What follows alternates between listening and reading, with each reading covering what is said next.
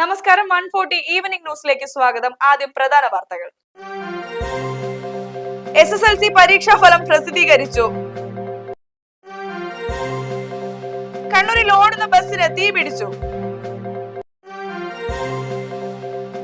പിണറായി വിജയനെ വീട്ടിലെത്തി കണ്ട് നിയുക്ത മുഖ്യമന്ത്രി VD സതീശൻ.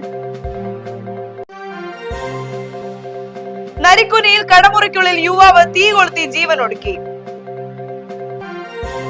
KSRTCയിൽ പ്രതിഷേധിച്ച മഹിളാ മോർച്ച പ്രവർത്തകർക്ക് സൗജന്യ ടിക്കറ്റ് നൽകി വനിതാ കണ്ടക്ടർ.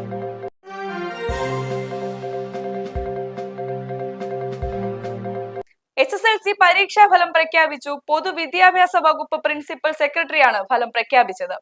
99.07% വിജയ ശതമാനം. 4.17 ലക്ഷം വിദ്യാർത്ഥികളായിരുന്നു റിസൾട്ട് കാത്തിരുന്നത്. www.result.kite.kerala.government എന്ന ക്ലൗഡ് അധിഷ്ഠിത പോർട്ടലും സഫലം കൈറ്റ് എന്ന മൊബൈൽ ആപ്പും വഴി ഫലം അറിയാം. ഗൂഗിൾ പ്ലേ സ്റ്റോറിൽ സഫലം കൈറ്റ് എന്ന് നൽകി പരിഷ്കരിച്ച മൊബൈൽ ആപ്പ് ഡൗൺലോഡ് ചെയ്യാം. ഈ മാസം അവസാനം സേ പരീക്ഷ എഴുതുവാനും സംവിധാനം ഉണ്ടാകും. ജൂൺ ആദ്യ ആഴ്ച +1 പ്രവേശന നടപടികൾ ആരംഭിക്കും. കഴിഞ്ഞ വർഷം 99.5% വിജയം.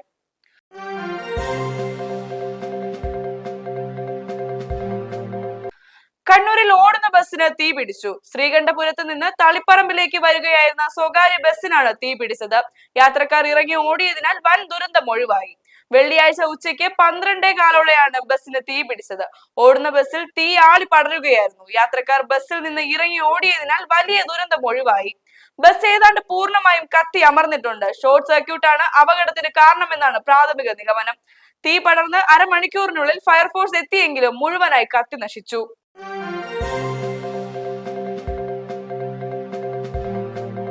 പിണറായി വിജയനെ വീട്ടിലെത്തിക്കണ്ട് നിയുക്ത മുഖ്യമന്ത്രി VD സതീശൻ. വെള്ളിയാഴ്ച ഉച്ചയ്ക്ക് 12:10 VD സതീശൻ ബേക്കറി ജംഗ്ഷനിലുള്ള പിണറായി വിജയന്റെ വീട്ടിലേക്ക് എത്തിയത്.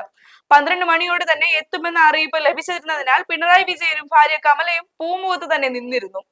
കാറിൽ നിന്നിറങ്ങിയ VD സതീശനെ ഇറങ്ങി വന്നാണ് പിണറായി വിജയൻ സ്വീകരിച്ചത്. ശേഷം ഇരുവരും കൈകൾ ചേർത്ത് പിടിച്ച് മാധ്യമങ്ങളെ അഭിവാദ്യം ചെയ്തു. വട്ടിയൂർക്കാവ് മുൻ MLA VK പ്രശാന്ത്, CPM നേതാക്കൾ എന്നിവർ പിണറായി വിജയന്റെ വസതിയിൽ ഉണ്ടായിരുന്നു. വീടിനുള്ളിലേക്ക് പോയ VD സതീശൻ പിണറായി വിജയന്റെ കുടുംബത്തിന്റെ ചായ സൽക്കാരവും സ്വീകരിച്ചു. 20 മിനിറ്റിലേറെയാണ് കൂടിക്കാഴ്ച നീണ്ടുനിന്നത്. തുടർന്ന് ഒരുമിച്ചാണ് ഇരുവരും പുറത്തിറങ്ങിയത്.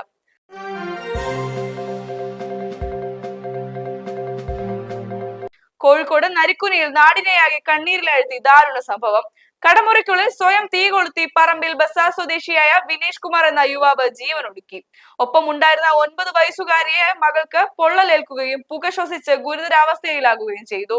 കുട്ടിയെ കോഴിക്കോട് മെഡിക്കൽ കോളേജ് മാതൃശിശു സംരക്ഷണ കേന്ദ്രത്തിലെ തീവ്ര പരിചരണ വിഭാഗത്തിൽ പ്രവേശിച്ചിരിക്കുകയാണ്.